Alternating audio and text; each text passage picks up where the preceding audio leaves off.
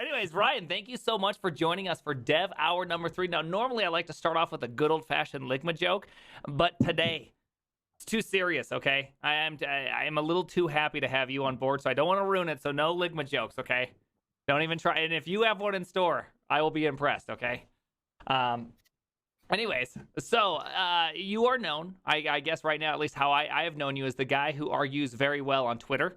I didn't even know you created Solid.js or anything for a while. We just had a few back and forth, and I was like, oh, this guy has pretty reasonable takes. Like, these aren't like, it's not just, it's the only way to do, I'm like, oh, okay. He like trades off things. I like this. I can go with something trading off. And then I found out that you're like the dude who made Solid.js, which sounds quite ambitious. I am quite surprised. And now you work at Netlify as well, right? Principal OSS engineer.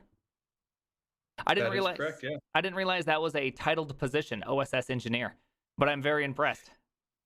Yeah, it feels relatively new. I'm seeing these companies pick up people to work on OSS. It's always been a challenge to find monetization models and ways to support projects maybe a little bit on the smaller side. So yeah, I think this is great. Seeing companies like Netlify, Vercel, like picking up engineers to actually just work on the OSS project, not even necessarily feeding back into like the stuff they're actually building at the company. Yeah. Obviously, with someone like doing deployment, that makes a ton of sense, because as long as people are using these tools, this puts the company right there, and people will think of them. You'll be like, oh yeah, I'm making a solid project, I should go deploy it on Netlify. Yeah, and not only that, but you're also going to have this whole like ecosystem where the younger engineers are going to be coming in. They're going to be like, oh, that's that Solid guy. Oh, he works at Netlify. This is a cool company, right? Like, they're going to associate coolness, or, I mean, I assume you're cool. I'm still assuming you're a cool guy. I don't know you quite yet, so we'll find out by the end of this. But nonetheless, there's like a whole perception brand thing that goes into this as well. I think it's a really smart move. I assume this is going to be a much more popular way to get engineers and to just do recruiting in general, and like technology adoption and all that coming up in the future. And so your job right now at Netlify is kind of like one of the first to do this. Yeah. I mean, I think for the last couple of years, there's been some opportunities for people to do this, in a select few, but we're seeing more and more of it. Vercel sort of started kicking it off in the fall. They hired Rich Harris, Jared Palmer. Honestly, that list just goes on and on. It felt like every week there was someone new there. Netlify started bringing some people on in the new year. Zach Leatherman, who makes 11D, and myself. And I think it's really exciting to see. Yeah, a few years ago, I never would have expected this to happen. I mean, it's tricky to picture, but it's also kind of like in my opinion, the VC space on open source. You're like, what's the product? You're giving it away for free. Mm-hmm. How do you make money off it? I think ultimately we all need these software projects. Like, so someone has to, foot the bill, and I don't know if you want to call it charity necessarily, because they can benefit from it, but it is really amazing to be able to have the ability to be able to build these really cool things, and not have to worry about how you're going to put food on the table, so to speak. Yeah, or try to balance. I mean, because I know that, I'm in a somewhat similar position in the sense that I build a lot of things on the side, do a lot of streaming that. And there is definitely a challenge you have to have with family, job, and doing these things on the side. And by the necessity, something has to suffer from it. And it's always hard to make any sort of trade-off in the work and family space. And so it tends to be the OSS side of things, right? I have plenty of OSS tickets sitting out right now that could very well be fixed, where I'm like, no, it's just sleep that disappears. And I had a decent amount of experience with that, and that was the thing. I was getting tired, really, really tired. If you try and cut yourself less than 6 hours a day for weeks at a time, it does actually add up, and you get exhausted. And I was getting really tired. And the timing of this couldn't have been better. I was just like, let me work on Solid. Let me do that. Because I was doing that. I mean, to be fair, I love my work at eBay. I was working on a JavaScript framework there. So I was working on an open source project there. It just wasn't the one that I started. And I still believe very much in what they're doing. I believe so much. That's why I wanted to do it. But it involved me working my day job for eBay, and then spending time with the family, and then like late night working on Solid, and then like repeat, repeat, repeat. Yeah, and I find that like there just comes a point where, once you cross that 6 hour mark, especially like I just like I become disproportional in how I feel about things as well. Like, like if me and my wife have like a small fight in my head, I just like I don't know, I just like lose grip with reality where I'm like, dude, everything sucks. You're like, whoa, I'm just sleepy. That's all it actually is I just haven't done what human bodies should be doing. And that's rough. So you kept this up for quite some time before Yeah, you. since Yeah, I mean, Solid is about as old as my firstborn. Technically speaking, she's turned 7 next month. I was working on some stuff and I was playing with it, reactivity, and I had a reason. I was my old job at the startup. We were using Knockout and stuff, and Mhm. kind of like our own custom setup that we had, and we're kind of deprecating it. Or sorry, it wasn't so much we were deprecating. It was just like all the libraries and dependencies were getting old and out of date, Yeah. and things weren't as modern as nice. So I started kind of just playing with like how would we update it, and then how could we change things. And at a certain point, I was kind of up all night already after my daughter was born, and then I was just like, okay, well, she's going to be up in like an hour anyways again. I'm just going to stay up this and just start working on Solid, and just start working on this framework and see where it goes. And it's kind of on and off and playing around with, and then eventually about yeah, around the time she was 1, I made my first commit. I remember up on Bitbucket. I think it was August 2016, and Oh, wow. I kept on working on it since then. So yeah, I've been playing with this stuff for like, yeah, I said about 7 years now. Interesting. So it was. This is kind of getting into the ideation and creation of Solid. So Knockout. It reminded me that's RxJS like, right? It's like observable like. Am I correct on that? It's been so Yeah, long yeah, since I've even heard the name it's Knockout. It feels like it's a kind of decade. fun. Yeah, well, and that's because it literally has been more than a decade. Yeah, like it's funny. I don't know what Microsoft was doing in the mid 2000s, but they were basically on the reactive side pioneering kind of both approaches. Hmm. The RX stuff kind of came up around 2008, 2009 at Yep. Microsoft, and I remember playing with Knockout Link. It was kind of an interesting experience. And Knockout is actually from the exact same time period. And what's interesting to me is RX is kind of this all encompass, it's more encompassing, wider, like reactivity as a philosophy, like, Hmm. you have everything from observables to, different types of primitives like behavior subjects and, Yeah. stuff like that. Knockout basically fixated on like UI development in one piece. So it's like if you took behavior subjects from RX and then just built everything off that and got rid of the whole rest of RxJS. Like it's Hmm. just like build the whole thing off behavior subjects. Um, is how I explain it sometimes to RX people. But generally speaking, it it works out to a different sort of reactive system. I actually explain this to people as actually being a different flavor of reactivity, because in RX it's all about asynchronous streams, about things that change and progress through time and watching that transformation, which makes a lot of sense on a lot of stuff, like Hmm. handling requests from a server, things that happen over time, but the kind of reactivity that we use in JavaScript frameworks often is about synchronization.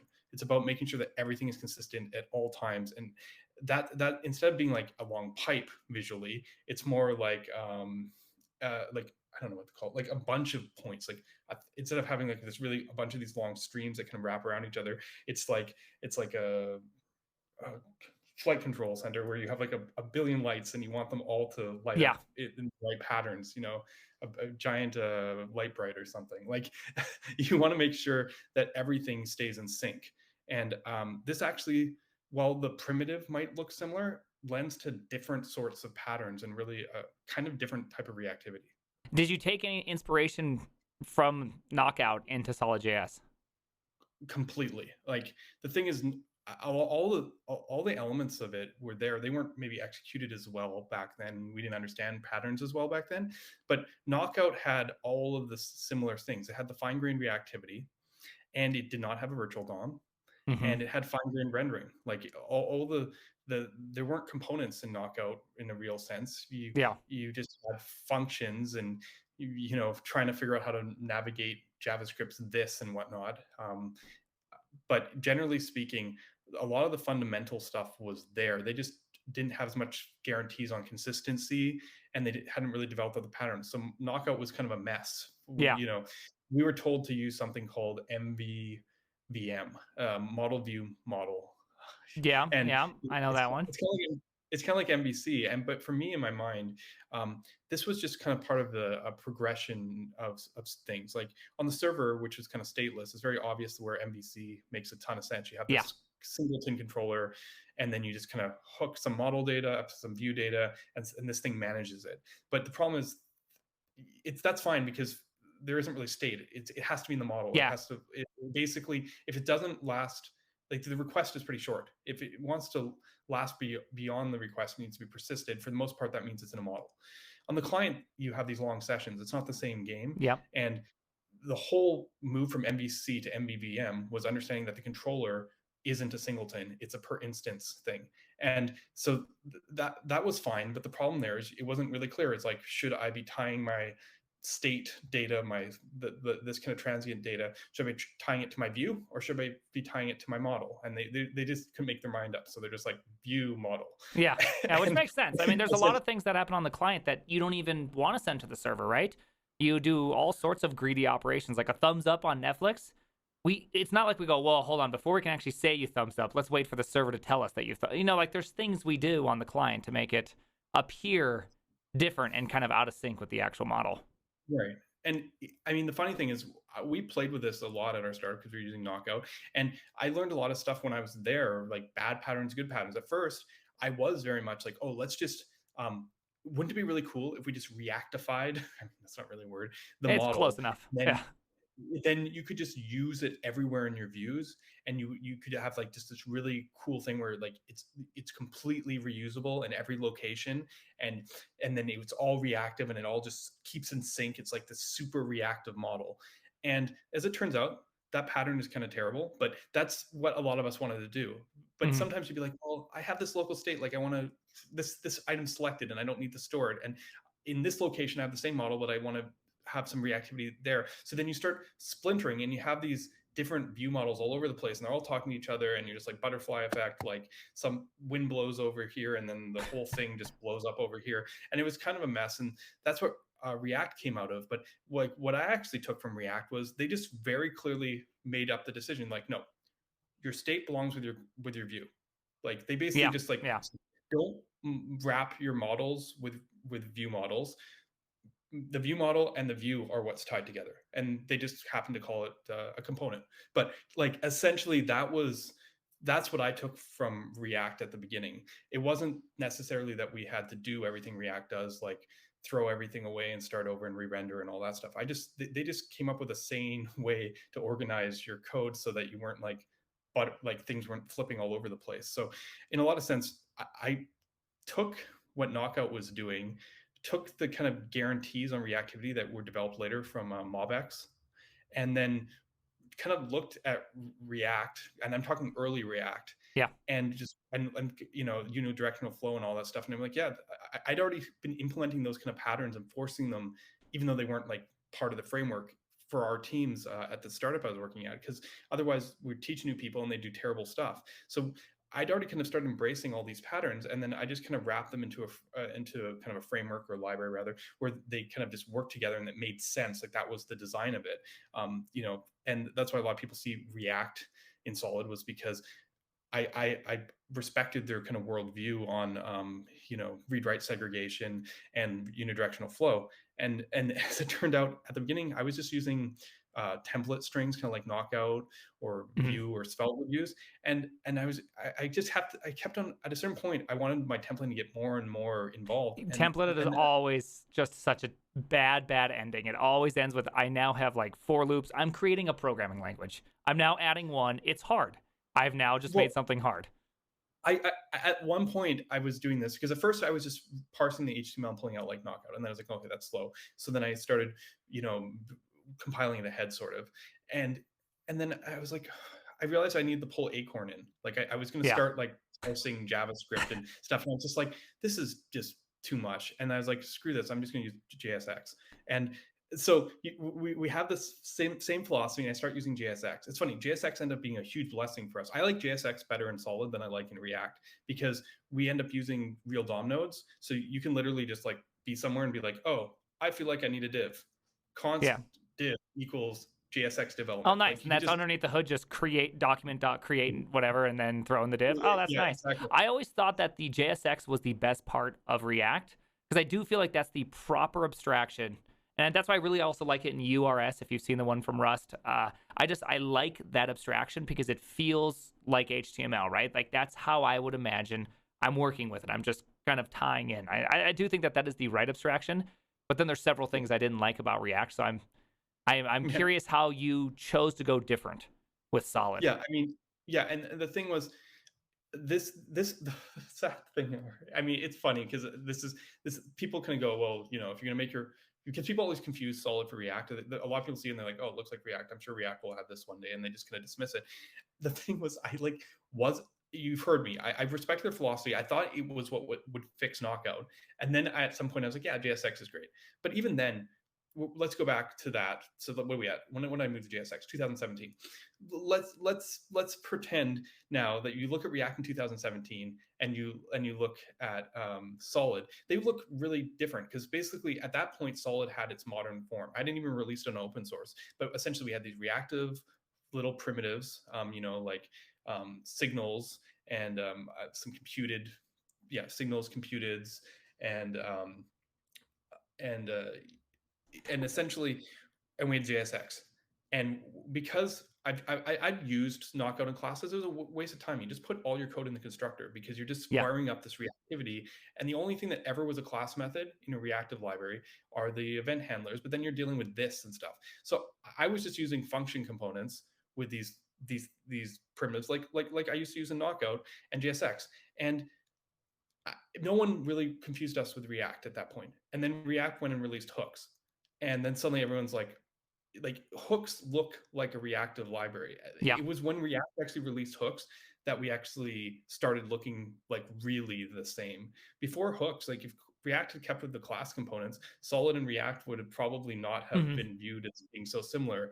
It's just that React decided to release that, and when they did, yeah, the whole world kind of changed for me because I was just like, I never thought they'd do that. I thought Yeah. they Yeah. valued plain objects, rerun everything. Who cares? You know, YOLO. I've got the VDOM. You know, Yeah. like Yeah. just Yeah. I thought that was going to be their thing. But then when they're like, oh no, we're introducing composable primitives where you have to be aware when things execute, like use effect and stuff. I was like, this is like reactivity. And then step back a minute. This is like worse reactivity. Like So like you want to kind of jump into that because not everyone's going to be as deeply familiar kind of with maybe some of the kind of the nuances between say use state or use effect versus what Solid has. You want to kind of discuss and did your idea based on what you're saying, your ideas came first and you had your own kind of shape and form and then they came on. Do you have any idea why they made different choices? Like you want to kind of give some good contrast oh yeah, there? yeah. I mean, the thing is, React likes what React does, and I actually brought this Facts. up. That's a fact right there. You can't Yeah, I argue mean, that one. obviously, yeah, the React team loves what they do. Like even right now with the hook rules and the closures and all that, it's part of their model, and they actually weren't that inspired by reactive libraries. I mean, it's so hard to believe when you look at the API and you're like, this is like identical. They even conceptually, when I talk about reactivity, I talk about it as a language. Like there's a three core kind of primitives. You have a signal or like a stateful atom. You have a derived state, which React they call use memo, but essentially this idea that you have some kind of calculation that derives Hmm. new values, and then you have some kind of side effect, which is like the auto run in MobX, the thing that just like outputs the world. Yeah. All reactive systems, the fine grained style, have these three things. Hooks look identical even though they run very differently and they have these three things. But if you go to the prior art section on the React docs, there's zero mention of reactive systems. They were like looking at algebraic effects and some functional programming stuff that I honestly I couldn't tell you that much about. It is not from the same well as the reactive stuff. I mean, there's a lot of functional programming background on the reactivity, but they had a completely different thing, and which is interesting to me because it suggests like convergence. But the key difference to understand is React still very much lives by the like you call this the function, it has side effects, or I Mhm. guess it's pure actually. Sorry, React case, it's pure. Calls a function, it is a pure transformation. You register some side effects that happen later, perhaps, and this is just the cycle. Because it's pure, we can throw it away and we can redo it as many times we want, as in many situations as we want. And that's basically their mentality. So what this means though is when you try and use composable primitives in this world, you always have to be aware that there's something rerunning on the outside. So there's two zones. There's the zone of the outside, which is always running, and then there are these persisted states in these hooks. And that's where the stale closures come from, because not every time you run a component is every hook going to rerun. And at any given time, different hooks might rerun, but the outside always reruns. So there's this kind of, Yep. you have to be aware of these two zones.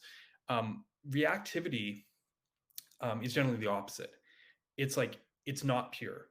It's full of side effects. It's a factory function. It's something that Yep. sets something up. So it's going to run once. It's going to create all the things you need and set up all the rules, and then you kind of just back away and let it do its thing. And what this means is, yes, there are these hook-like things that rerun, but they're the only thing that reruns. So technically, they are working off a quote, I mean, it's not even a stale closure because the outside never Yep. reruns again. So you're not really aware of it. You gave it the thing it will work with forever when you first ran it.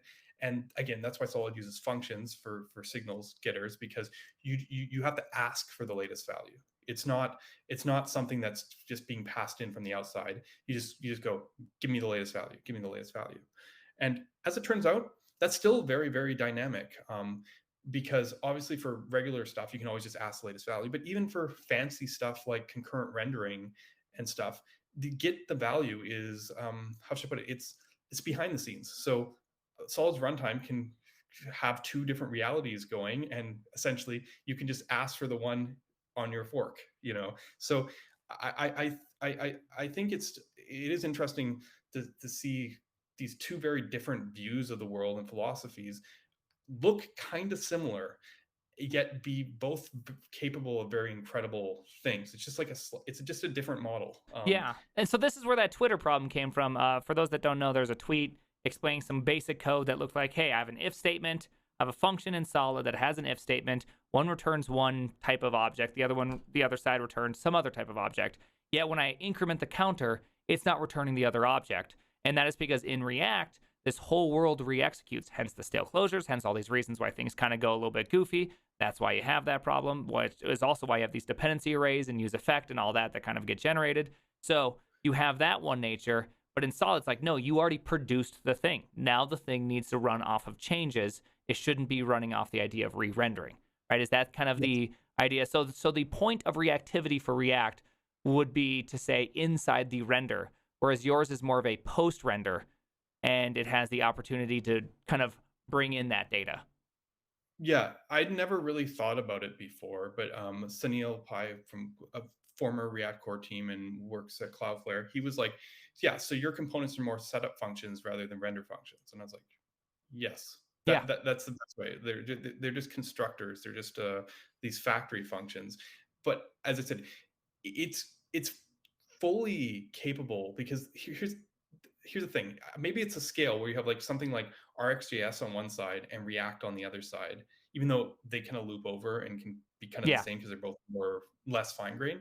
But in Rx, you set all these rules and you connect the streams, and you go like, this is the execution of your whole thing. And sometimes that feels really cumbersome because all the joints probably need operators, because Yep. all the switches, all the dynamicism has to be represented in something that you can transform through a stream. And like on the other opposite side, you have React, which is like, we don't care. We'll just rerun it and it's completely dynamic, the whole thing.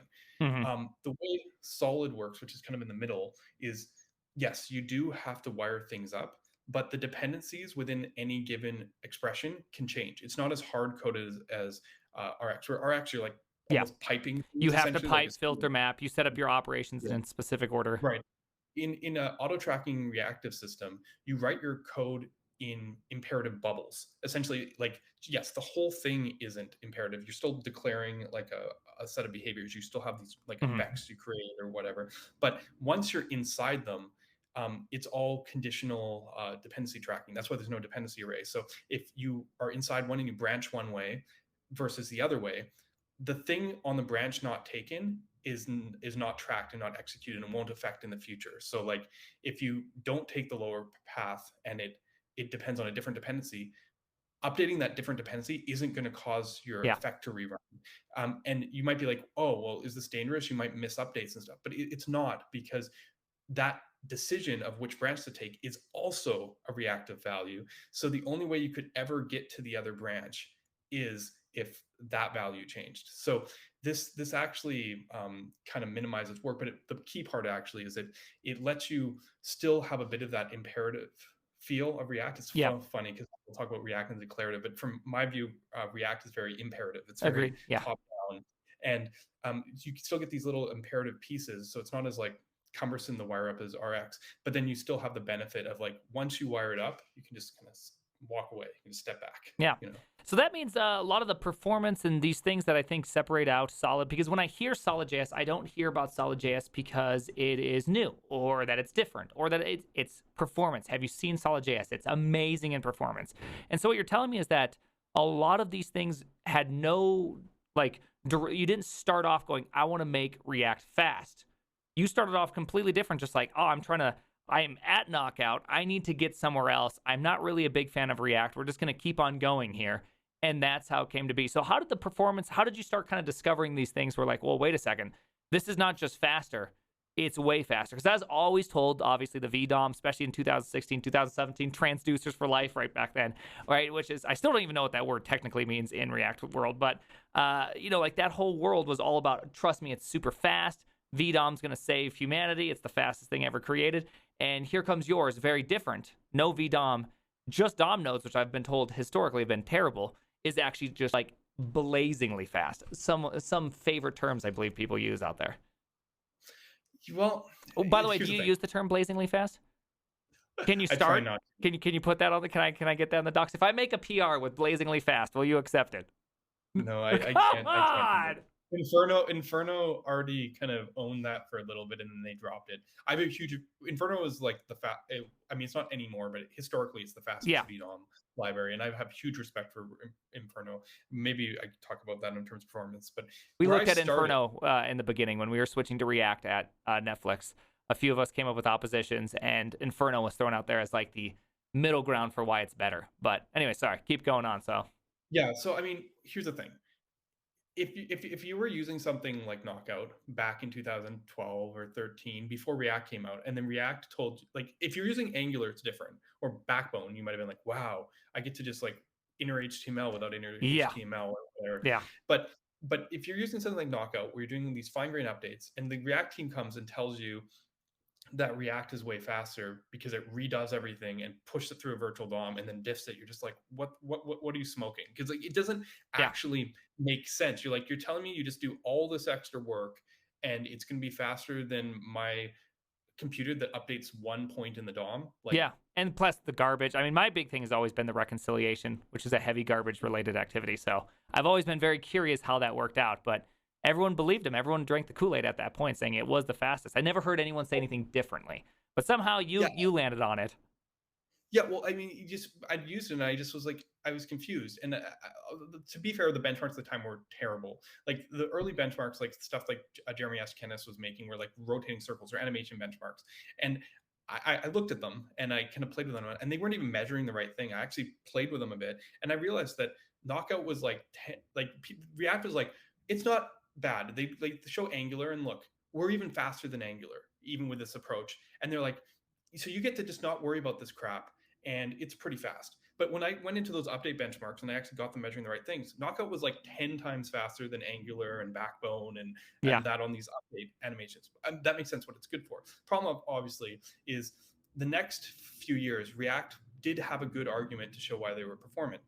They started making all these benchmarks, like the stock ticker benchmark, I think Ryan Florence made or whatever, where they literally would take a bunch of data from the server and just spam the page with full data loads, Yep. and then Yep. show how React could diff it. Like, let's face it, a naive approach with fine-grained reactivity there is not going to be good, because it's just overhead when you're going to replace all the data anyways, like to do all these separate events and do all this stuff.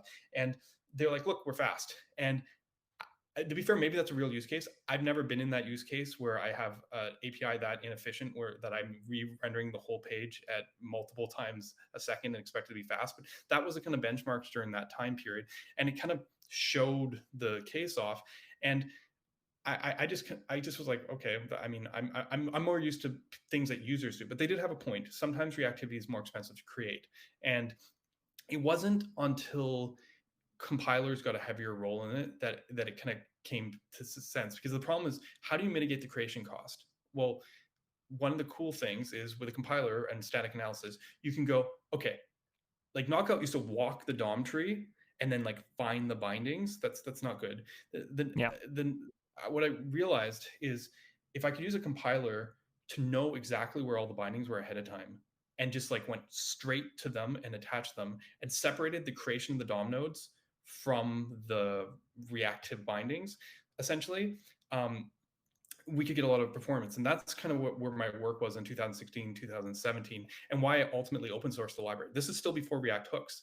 April 2018, I open sourced the library so I could put it in the JS framework benchmark.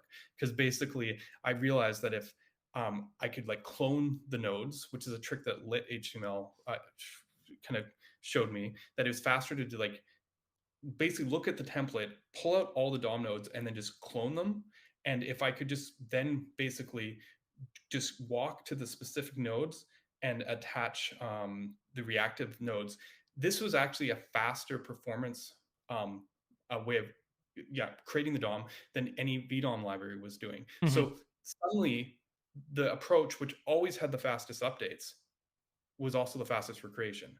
And that was a game changer, because suddenly there wasn't the trade-off. It was just better across the board. And that was a big part on the client rendering story, and where Solid got to where it is. That's why sometimes when people talk to me about the performance stuff now, I kind of joke, like, most of the performance stuff hasn't changed in 5 or 6 years. I mean, it really was that time period. It was basically, Inferno had taken the DOM API performance to the next level around 2015-16. I took what I saw from that, and another library, Surplus, which was the first reactive library that I'd seen with JSX. Never even heard Surplus. So, yeah, I mean, RIP Surplus. I'm sorry, whoever created it out there, if you're listening. Yeah, Adam Hill was great, and he actually he inspired a lot of the stuff in Solid. At the time, at one point I thought I would just kind of merge projects, but essentially it wasn't as actively maintained, and I thought that people wouldn't use the system. I thought it was too clunky with all the signals and stuff, and I thought people wanted plain objects, because that was what React was about. So I pushed really hard into proxies. We still use proxies, but ironically now, these days, everybody likes the reactivity and the signals. And when React went to hooks, they actually basically changed the conversation. But it is kind of interesting. But essentially, we were able to get really good client performance across the board, and that's where this came up, like combining the best approach to creation and the best approach to updates. Funny enough, Solid also has really good server performance, and that was. I do want to try it out, by the way. I'm going to be taking Solid out for a spin here soon. That was from a completely different source. I mean, sometimes these things are completely unrelated. I actually tried to take Solid's reactivity and client rendering and wire up a JS DOM, because I didn't believe in server rendering as much. Like, early on, I didn't respect it enough, I have to admit. You didn't think it existed? Is that what you mean? You didn't believe in it? Well, no, like I just thought, it just doesn't exist. I don't believe in server rendering. I'd only worked on like behind login single page apps for like a decade, and actually even before that in my old company. I was just okay with it. It just wasn't my use case. People can and I was like, okay, well, maybe we can just JS DOM it. But then I was like, okay, I care about performance. Let's see. And I was like, I couldn't even get like React level server rendering with this. It was like half, and I was just like, oh my god, this is terrible. So then I was like, okay, what can I do? And I tried all this.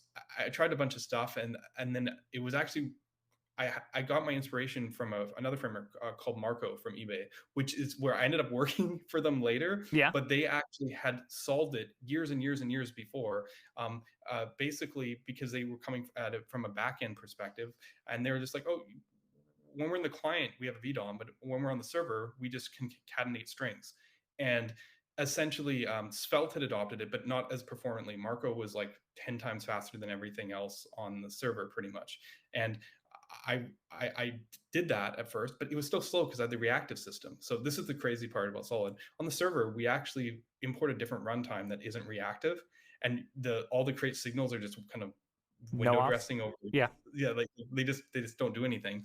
And as it turns out, um, tweaking the performance of the string concatenation, replacing the reactive runtime, and it still works because I've created mechanisms where we can do stuff like async rendering and streaming, and um, basically putting it all together, we were able to even basically 3-4x Marco's performance, and that was huge because when I started benchmarking, it was like yeah, I mean, compare it to React sometimes is like 20x or Yeah. like Yeah. in some benchmarks. I don't trust every benchmark, but I am essentially, very a highly skeptical individual of benchmarks. One of the biggest things that I see most people do is that benchmarks are almost exclusively ran on everyone's own computer, right? One of the biggest disasters you can possibly do. You've done obviously a lot of benchmarking. Do you have any tips, some pro tips out there for us that are just trying to be script kiddies out here in the benchmarking world? I mean, yeah, you can't trust your single results. Test on multiple devices, try and create some kind of control. One thing I loved about the JS Framework benchmark is it is on this guy's computer, but it's been on this guy's computer, and he's upgraded a couple times now forever. And he is an impartial person who's not trying to do anything.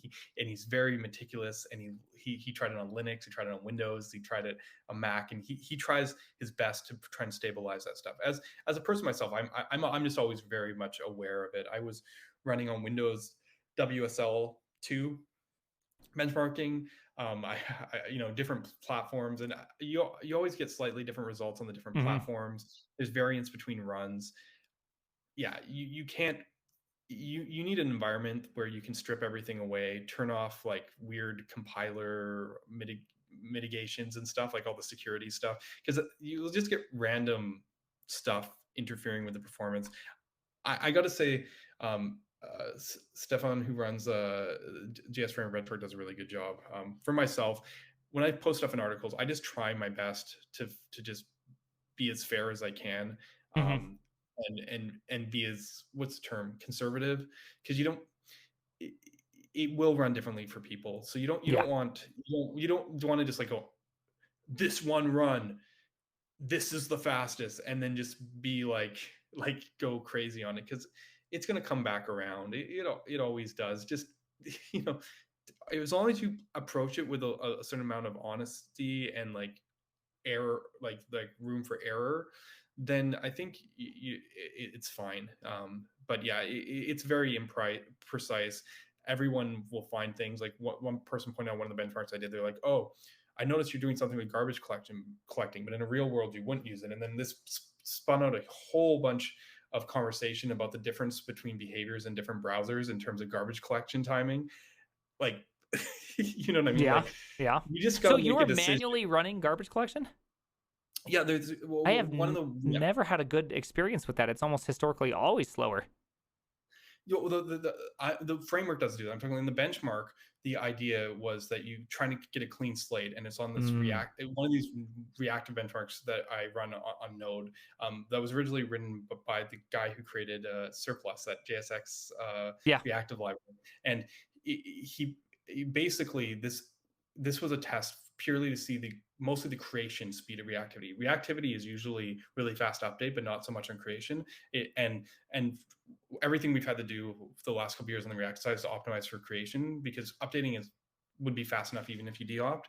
And yeah, in that benchmark, before each run, it actually tries to start clear with manual garbage collection with some of those like cool It's naughty things. naughty to me, at least.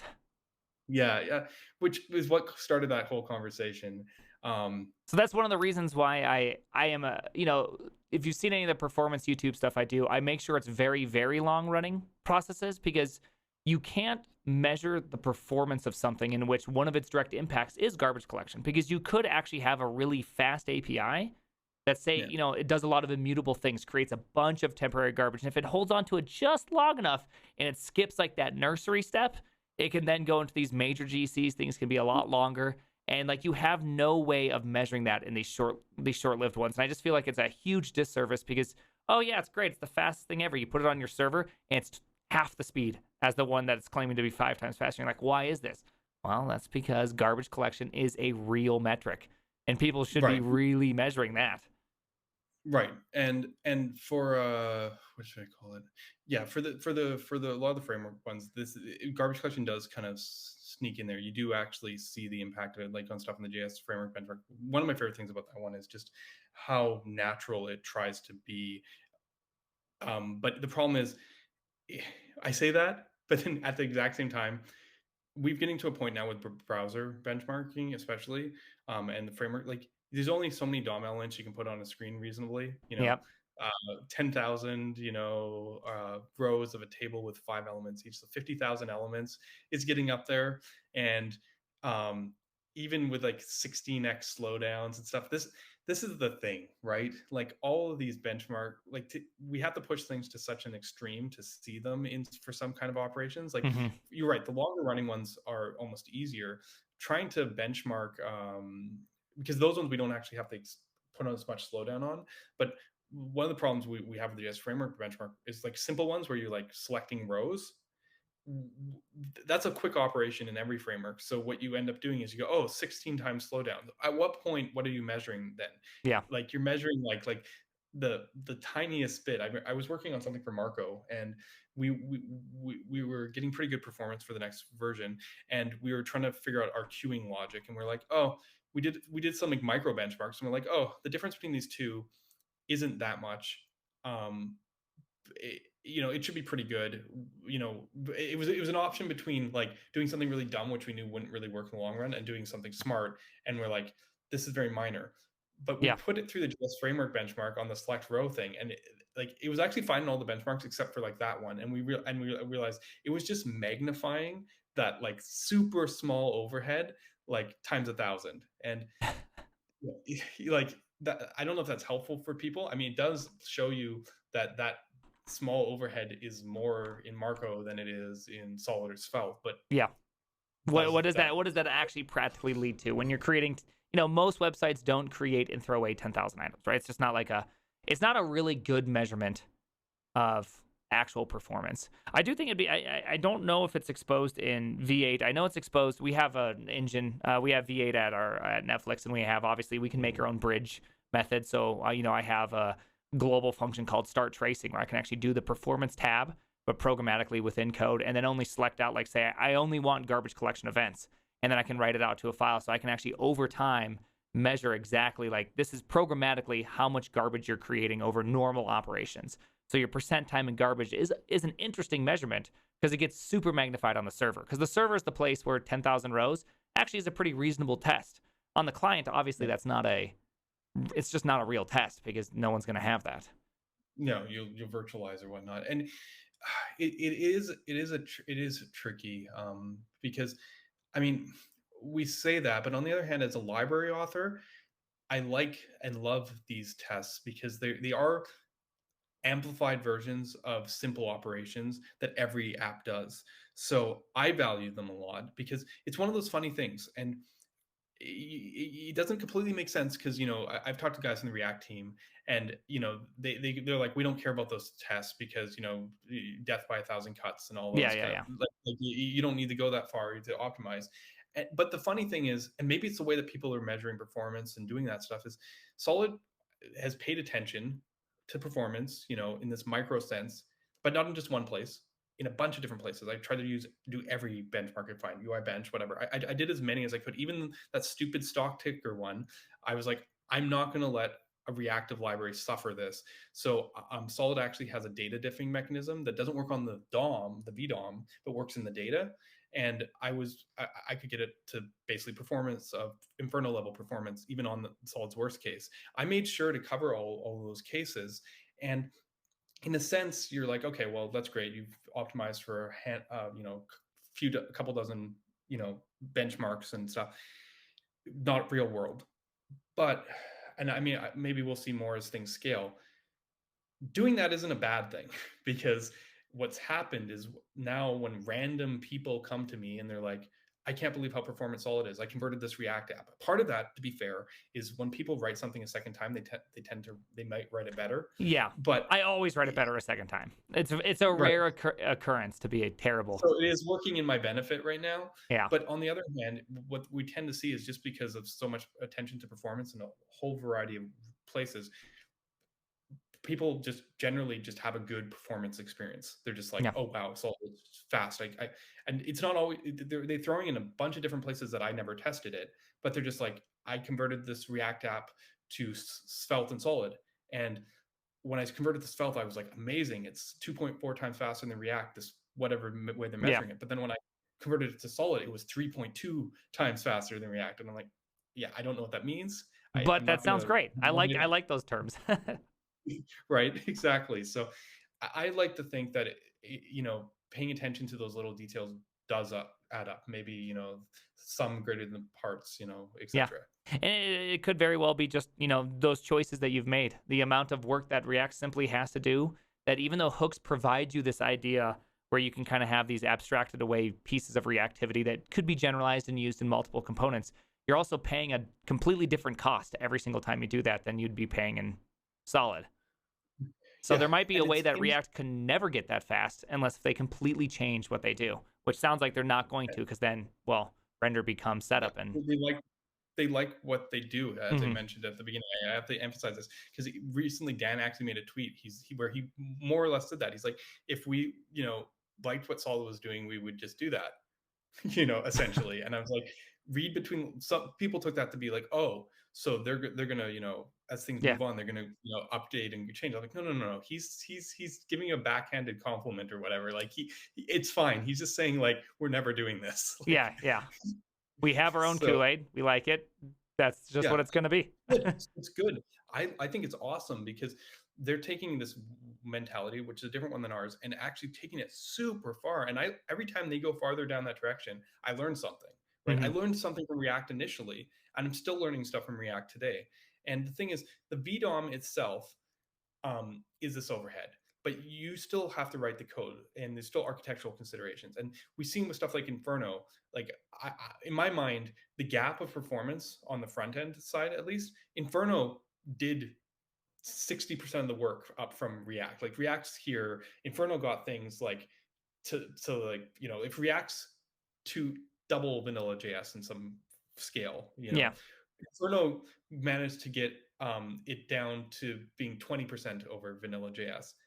Um, there is a diminishing returns kind of problem. Solid got that next 10%, but Yeah. Inferno spanned the whole like 80% or Yeah. whatever, and it's a VDOM. So to be fair, and there's a new VDOM library I saw not that long ago, BlockDOM, where someone actually took the same template cloning trick that Solid uses and used it in a VDOM, and we're like neck and neck right now. I mean, I don't know if they have all the features and the other considerations. It's not as mature, but just the pure rendering, they show that a VDOM on a pure rendering side can be right up there with the reactive library.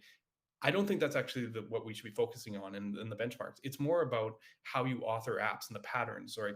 Are you more likely to cause re-renders and that whole thing? Like Yeah. the raw performance of the VDOM isn't necessarily that bad. And I think people aren't really clear on that point because, a lot of the hype around Svelte and that, they're like, no VDOM. It's funny because you talked at the beginning about me having to be kind of metered and balanced. It was because like doing this testing, that like it's not that simple. Like Yeah. there's all these other trade-offs and considerations. And the truth of the matter is you can have very performant virtual DOMs as well. You could argue it's unnecessary, but you can have very performant versions. I don't know if end user code benefits if you're going to have stuff like hook rules and that kind of confusion. But the raw rendering can be fast if you know exactly what you're doing. So um, it's a more ambiguous message, which is why I don't speak as much in absolutes. But Yeah. um, So I think we've talked a lot about performance. As far as just like usage and kind of these two paradigms, if you will, do you feel, or do you, I mean, I know this is a very subjective question, but do you feel like Solid.js brings a better experience when developing apps? Do you hear people saying, hey, I can develop faster or easier? Or is it still, like ultimately, all development sucks, right? Bugs always happen. Things just, nothing is easy, right? Nothing's ever going to be easy. There's no silver bullet to make things easy. But do you feel like Solid made a better jump or a different jump or a worse jump? well, Hey, I'm obviously not giving a you all the options, okay? It'd be unfair of me only to be like, is it best or is it only great? Which one is it? yeah. No, I think it does. I mean, that's what it started at for me. I mean, there was the performance skepticism, but I just liked these granular primitive patterns, this kind of run once mentality. We're not the only framework that has that. Mm-hmm. Vue, Svelte have certain elements of it as well. It just became very obvious to people when you put it up against something like JSX.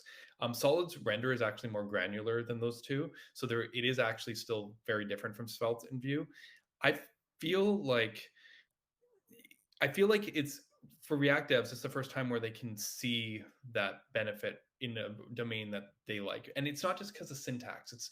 I think this is the thing. Like Solid tries really hard to be not that magical. We do transform the JSX template, so to speak, but we do try for the most part to keep your code the way it was written Yeah. and have those escape hatches and not just like magic everything away. And I think that speaks to people where they go, okay, there is a way to do this and maybe doesn't feel like it's completely foreign. And I think it's great because yeah, suddenly there isn't dependency arrays. I mean, unless you want them, that we have an option where you can like purposely Yeah. add dependency arrays, and there isn't use callback. There isn't use ref for any. Well, we actually don't have use ref. Yeah, there isn't extra use memos. Sometimes you do want a cache and expensive thing, but you're not just using it for the sake of it. There's no. This caused that thing on Twitter. The big joke. There's no use event. Someone the solid community was obviously having a little fun with that. Someone basically posted, I've implemented use event in solid, and it was just an identity function. Nice. Like Okay. That's pretty good.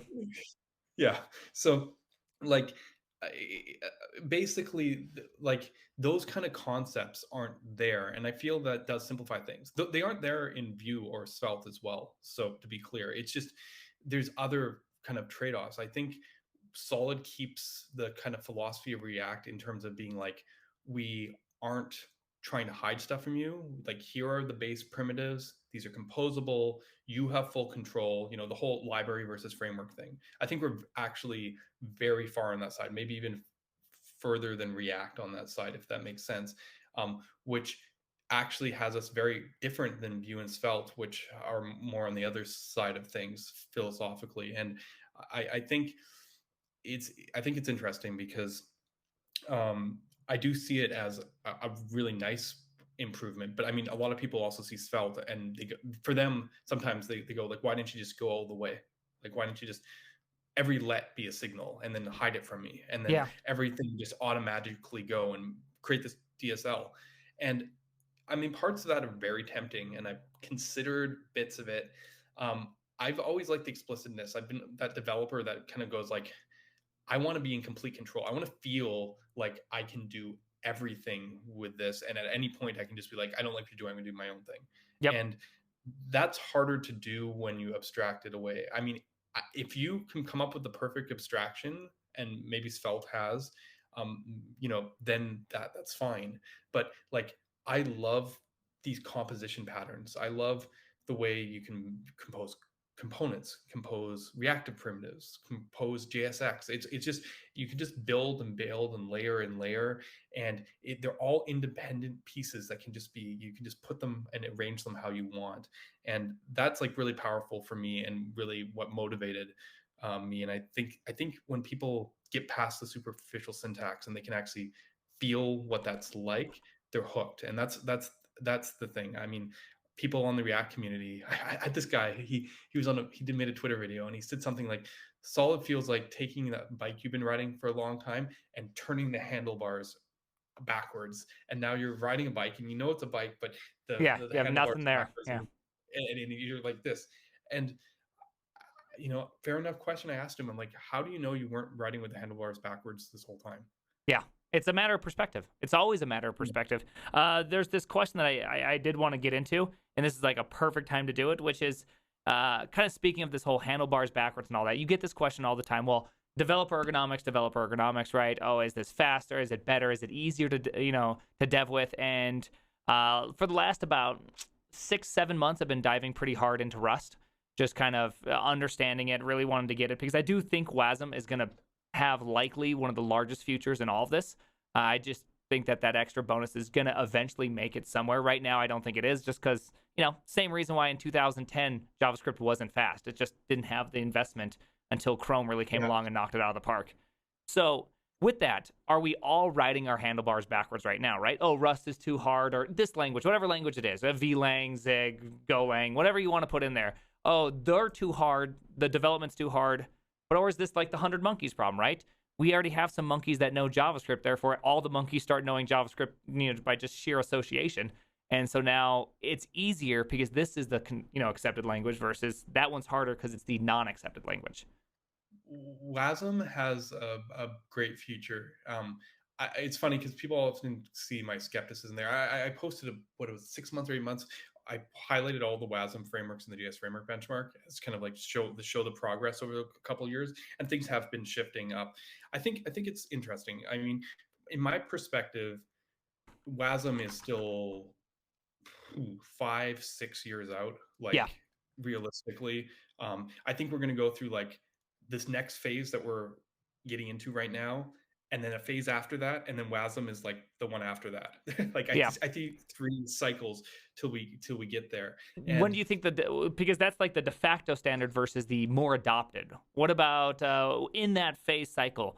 Obviously, right now we're in the just the hipster fedora fills coffee drinking people are using WASM right now. At what point does it become you start seeing some more mainstream companies dabbling? yeah, I mean it's tricky. We need to unblock the performance issues on the rendering side. This is just not. It's good for certain things. It's not good for on the framework JavaScript performance side. I mean, the right now the fastest vanilla Rust thing I can do, on these benchmarks will. I mean, I think it got in front of Solid recently, but historically speaking, Solid was at a high level declarative Yeah, JavaScript library was outperforming like the most hand optimized Rust possible at doing like DOM operations and these like JS benchmark type things. And then there's this like overhead between the framework and what vanilla is. And even that gap is pretty big. Part of it might be because of the data structures and all this back and forth yeah, over the bridge and all this stuff. But like one of the interesting things for me is that JavaScript, because of being forced and being that only language, has done so much work on optimizing in a path that I don't think other languages spend time doing. Like the level of optimization that went into the templating and stuff. Like it's insane on the JavaScript yep, side, and compilation and hydration. I think there's a whole range of stuff that JavaScript frameworks and that whole thing take care of that aren't even like JavaScript. We're building our own DSLs like all the time. I don't know how that lends into these other languages per se. So I think there's some time for that. The actual really interesting thing for me is, as you mentioned, everyone knows JavaScript. Is there a future where something like TypeScript or assembly script going to WASM, like I don't know who gets there first, like yeah. Rust WASM or TypeScript WASM, because the JavaScript community is really excited about WASM as well, because they see it as a way to get performance on the server. Go the other way, like get these runtimes on serverless functions on the server, and now I can write TypeScript and not pay the penalty of being a JavaScript runtime.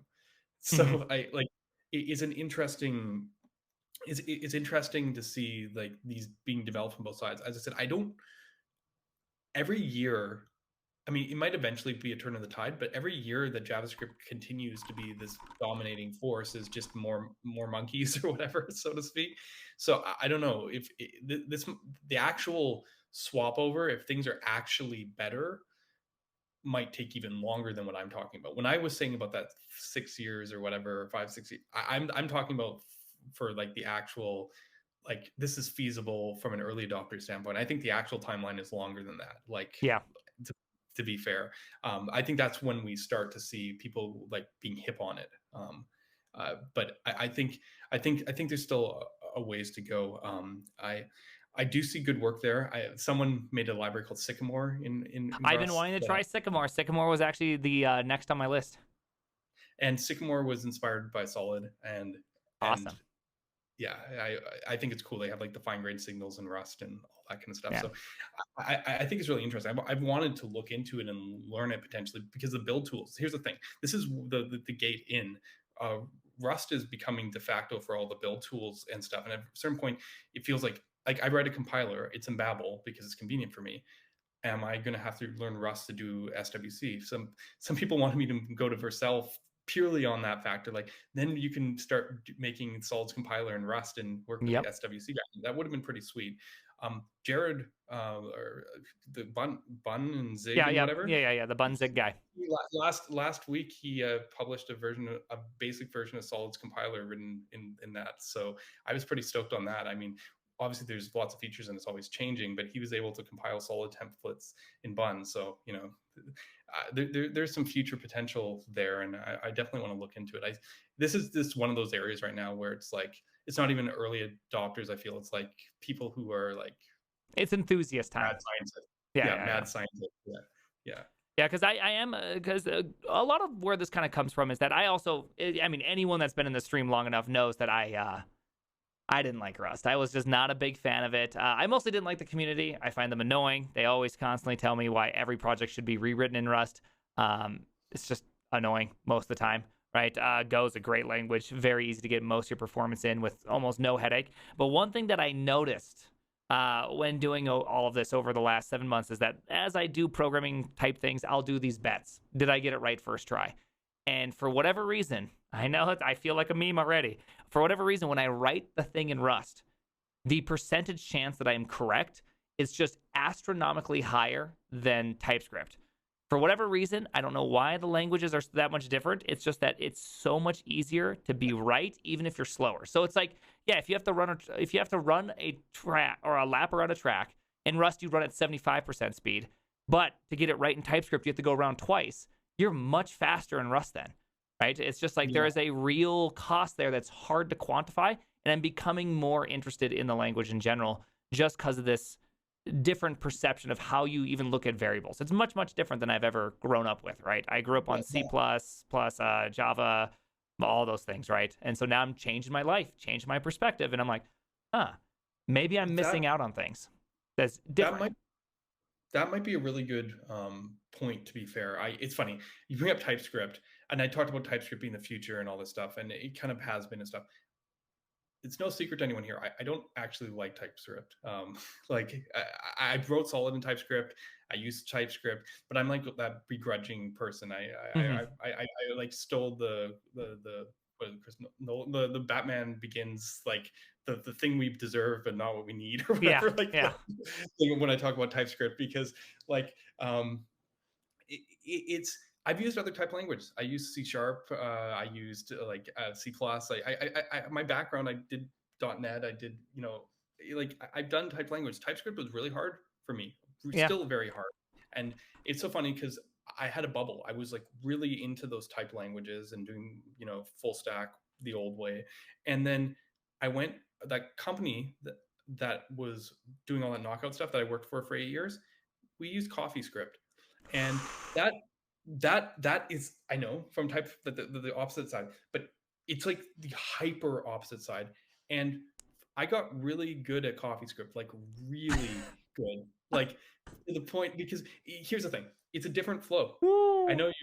I'm sorry. I'm just dying on the inside because I still remember when I opened up Atom. I tried out Atom. I was so excited. The first hackable editor, and then everything was in CoffeeScript, and I was just like, and the toilet. Like, I just never looked at the editor again because of that just single fact. Keep on, It's sorry, funny keep because on going on this coffee it's script. definitely something that got locked in a moment in time, but essentially, it felt really freeing for me because, like, when you write CoffeeScript, I mean, maybe it's a joke because it's like everything's pseudocode. Like, Yeah. you know, like when you go whiteboard something and you're like, yeah, I got this and I need this, and you don't declare variables or anything. You're just like kind of like thinking out loud, writing CoffeeScript like that. So I'd be like working at a startup, and then like we'd essentially just like be like, okay, well, how should this logic work? And just like sitting there and just be like almost like whiteboard pseudocoding it, and then be like, okay, let's run it. And then usually you'd get like an error, like something undefined, and you're like, oh crap, and you change it, and then it'd be working. And like I got to a point where it felt like I was just one-shotting with CoffeeScript. And I mean, that's hard because there's no type safety and all the Yeah, like yeah, stuff yeah. and the hints and the compiler. But I got so used to that that it just felt it was terse. Like 30 lines of CoffeeScript felt like 70 lines of JavaScript felt like 210 lines of TypeScript. Like it just like you could see all your code on the page, and I felt like I was incredibly fast at building greenfield stuff. I'm not talking about refactoring and stuff, although I felt fast on that too because I just throw everything away and just Yeah. rewrite it. I told you about my boss Best kind of burning out. refactoring ever. Rewrite. Yeah. Well, I told you about my boss burning out is because he was the one who tipped me on that. He'd like go home for the weekend, come back, and he's like, yeah, so I rewrote everything. Um, I've worked with people that have done. You know what? Was he also a CoffeeScript guy? yeah, It's yeah, yeah, yeah. the only other person that I've met that does this exact same thing comes back after a weekend, totally just like disheveled looking. Was another person that loved CoffeeScript. I am convinced people that used CoffeeScript just throw away and rewrite everything. So yeah, I mean, the funny thing is because sometimes you just leave us for bugs for days, and that was like the whole joke. Like that's what a 10x developer looks like. But like what I just want to show this case because this is like the opposite end of the spectrum. I think it was just very interesting experience for me to kind of go through that because the iterations are very short. Hmm. You would like you weren't waiting for the compiler that much. I mean, there was a compiler there. Like if you made a real error, the compiler would shout at you in CoffeeScript. But generally speaking, you felt like you were really rapid because you just like put an idea out there, adjust it, and you'd be done. Instead of like with TypeScript, sometimes I'm like sitting there going, okay, what's the type for this? What's the type for this? What's the type for this? Hmm. And and and I think there's a lot of complexity in the rules of TypeScript that make it challenging that even more traditional type languages just don't have because TypeScript finds itself in a very difficult place because it's trying to let you do everything you can do in JavaScript, and other Yeah. languages are just like this is not even a thing. Like, what are you doing? Are you crazy? Yeah. And I think that's the thing here. Also, using CoffeeScript as an extreme, but in a sense, CoffeeScript is just JavaScript, and JavaScript is that crazy language, and TypeScript is trying to do maybe the impossible. So Yeah, like, I get that. I came from a Java world, so I had to do C and Java, Java for the front end, C for the back end, and like that's just what I did for years. And I remember the first time doing JavaScript, being like, "Who would ever want to not have types? This is crazy." And then like 6 months into it, I'm just like, "What's a type? I don't even know what that is anymore. I don't even believe they exist." Right? Like I just loved it. And then now I've obviously come full circle at this point. And so I mean, I get the argument. It's kind of like this. It's always comes down to the same thing, which I truly just believe it's familiarity. So I've been timing myself where I used to just either reach for awk if I'm just doing some log processing, yeah, or sed, whatever, kind of just do a couple things, or go to JavaScript if I need to convert some numbers, do some more complicated things. I've been timing myself how fast I do it in JavaScript and then doing it in Rust. And so before, when I started, something that would take me about 5 minutes in JavaScript would take me an hour in Rust. I was like, dude, this is just terrible. This is probably not going to be good. And yes, I was doing it for my job. Maybe probably not the best plan, but I'd do it anyways. But now it's like, yeah, this thing takes me 5-10 minutes in JavaScript. Yeah, it takes me like 6-12 minutes in Rust. Because now it's like I'm familiar with, like all those things you forget that just took time, like fs read file sync, right? I just know that off the top of my head. In Rust, I'm like, how do you open a file, right? Like I'm searching, now I'm right. familiar with it. Now it's like, oh, I'm just going back and forth doing things fast. Maybe I've been lying to myself this whole time. I've been waiting for that to happen with me in TypeScript, but that I feel that level of speed. But maybe one day. But I do think there's an interesting point about languages and familiarity and timing and stuff because one thing that I have been feeling this effect a bit on the solid side. I'm wrapping around because we're getting close to the end of our time here, but Mm-hmm. it was that like because of just this slightly simpler model, you people like a lot of times all the good examples that I have in when I do talks or whatever end up being like, here's a React example that you thought would work. and then this is what it actually looks like in React, and then here's the solid example, and it looks like the original code that you wrote in your React example. Yeah. I think that's one of the really powerful things where, yeah, maybe it's worth spinning the handlebars around or whatever if you can get to a place where that your starting point is actually like where you end up, because you know, I mean, not every example is a set interval. I don't know if you saw any of those conversations a little further back, because the whole joke is like, you know, in React is actually kind of difficult to make a set interval. You have to wrap it in the effect, and then the stale closure, and then the whole fun thing. And in Solid, Oh, you I just know. literally just go like set interval, you know, and move on with your day. Another example of that actually is the recent React compiler thing, where they're like, they were showing how they had this example of the to-do list and passing all this data through, and they were like, you can solve it by putting use memo all over the place and do all this stuff, or, you know, we can use a compiler and do this automatically for you. And then of course the catch, or the whole thing is, if you take Solid, the original code that you started before you tried to add all the reactisms, before you add the compiler, actually just works, and it's perfectly performant. So like, that I think, I haven't had the testimonials that much. I mean, I've had some, obviously, people, but I'm always a little bit skeptical. It's hard. You write something, you're like, I hope people like it, but my feel, at least personally, is that is a big part of what gets people excited about it. Like this kind of maybe return to a mindset where your starting point of thinking is actually where you mostly end up. Yeah, I do like that. There is some benefit to having less abstraction in a sense. Like I like the syntax extraction. Like you don't need to say document.create node all the time, right? I think div makes it's a much clearer kind of abstraction, but it'd be uh because you know everyone knows debugging in React sucks. Your stacks are blown way out of portion. Same thing with RxJS. You start looking at your transforms and you're like, holy cow, I'm in this function. Where do I go next? I don't even know where I go next. Now I got to play the game of where am I putting my console logs, right? It's that, which is hard. Debugging is hard in general, and I think reactive systems just have this difficulty. And I think there's actually a real reason for this. I think imperative code, and maybe this is more to React's favor if you can ignore the complexities around hooks. Imperative code is easier to reason about because we as humans live in an imperative world. There's this and this and this and this and this, Yep. and we can step through the steps, and it makes a lot of sense. Declarative programming is about things just existing, and the details are abstracted. So reactivity is a declarative programming model, and so is our JSX. And with everything declarative, in this kind of sense, it is actually a little bit challenging, because even if I can find those snippets of imperative code and jump into them, like, I guess put this another way, pretend you needed to debug HTML, like something in HTML wasn't working. How would you possibly do that? Like, there's no steps. It's just, this is what you're looking at. And reactivity is like that. So I have to admit, at least on the debug side, we aren't, I'm putting out there any easier or better. I think it's a place that we need to improve on, because people innately want declarative models. They want the ability to be able to, like, it simplifies our thinking when we can just go, this is the rule, and be able to step back from it. Like, you can just trust that the system will keep things synchronized. You've described what you want it to do. Now just let it do it. So this is a whole realm of research and stuff. I think it's really interesting. I mean, if someone can solve that for us, I think that maybe that's more important than any of the stuff that I've been doing in performance and even ergonomics, is if you can actually make it easy to reason about how our front-end apps work. Because whether you're React or Solid or Svelte or whoever, we like to think that we're simpler in that we don't transform most of your code, and it is just using these primitives. So when you see a primitive, think of it like a promise. You just know how it behaves.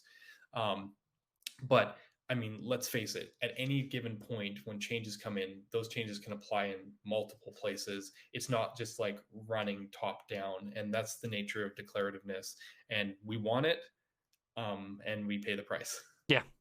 Well, Ryan, this has been awesome. I'm happy to have you on Dev Hour number 3. Thanks for coming on. I really appreciate that. So now, obviously, you have quite a few little social outlets here. You have Twitter. Let's see. Let me get your Twitter pulled up really quickly. I'll throw it in the chat, but you also stream. You're also a Yeah. streamer, I believe is what they say.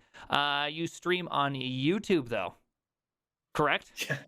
Yes, I've been streaming on YouTube. I'm not experiencing this at all. I just wanted to start talking about the concepts around framework design and stuff and performance and just put it out there. All right, well, there you go. First off, we spammed you can see it right here if you're on the stream. We spammed your Twitter link. Now let's get your YouTube link. Is it the same as your Twitter handle? It's not quite. I think I had to put a 9 behind my name or something. Give me a second. Let me see if I can pull that up.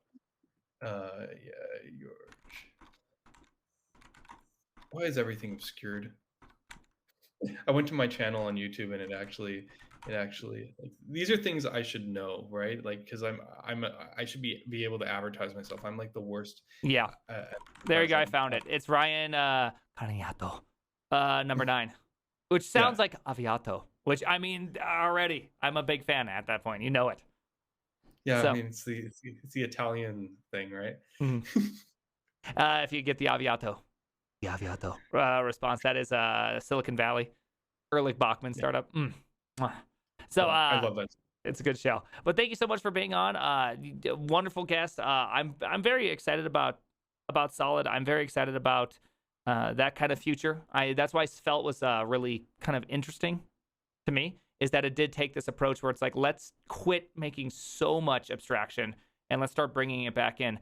There's one point I found a bug in the Svelte framework without actually ever writing a line of code for Svelte. I was just like, oh, look, here, I'll fix something for you. Because it's just like, it's so much easier to understand these types of pieces of code than it is to understand something like React, right? Like, I just feel lost when I get in there. So I think it's quite amazing having these drive towards simplicity, drive towards less abstraction.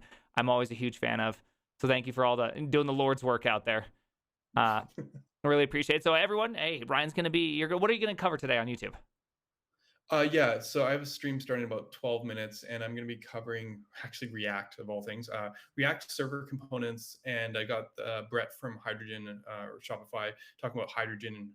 Essentially, I think there's been a lot of discussion about this, the future of React, and I want to kind of dig right into it and see what's going on with these. Awesome.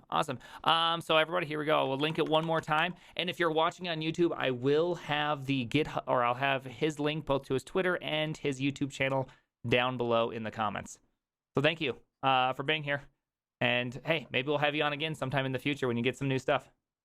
Yeah, I'll get a better streaming setup too. I can be all pro like you. So if you get a green screen, we could be in the bathroom together right now having a one-on-one. Now we can't do that. Now it's impossible. No bathroom ramen for anybody.